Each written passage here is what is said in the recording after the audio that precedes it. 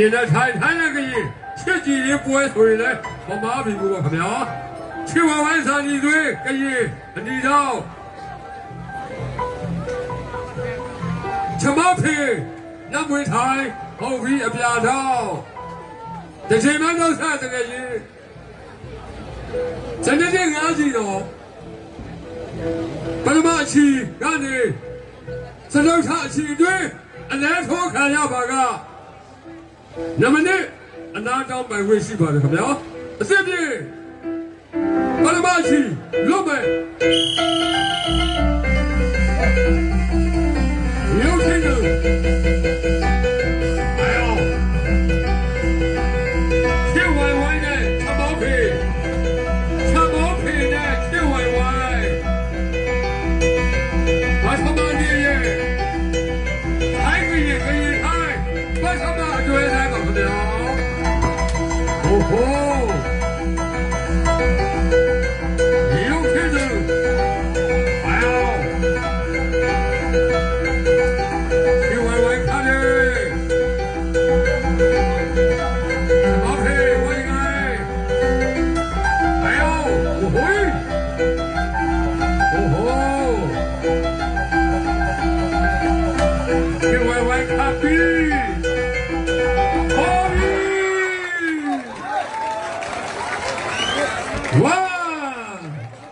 โอเค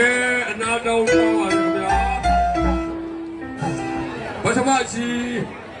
စက္ကန့်90မှာပဲထမောင်းဖေထိုင်းမဲ့ကစေဘူးတစ်ချက်စင်တွေ့ကြလာတဲ့အတိုင်းပေါ့ခင်ဗျာကရင်ထိုင်းကရင်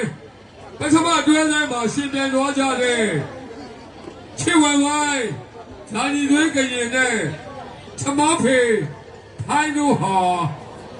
စနေနေ့ငါးကြီးစမခဲ့တော်ကြတယ်ပဲပထမချီဖြစ်တဲ့စက္ကန့်90မှာပဲထိုင်းတွေကလက်ဝှေ့ကျော်ချမောဖေဟာအလဲထိုးခံရတဲ့အတွက်ဒီပြိုင်ပွဲမှာချစ်ဝဝိုင်းစာလီတွေကရင်အလဲထိုးဖြစ်အနိုင်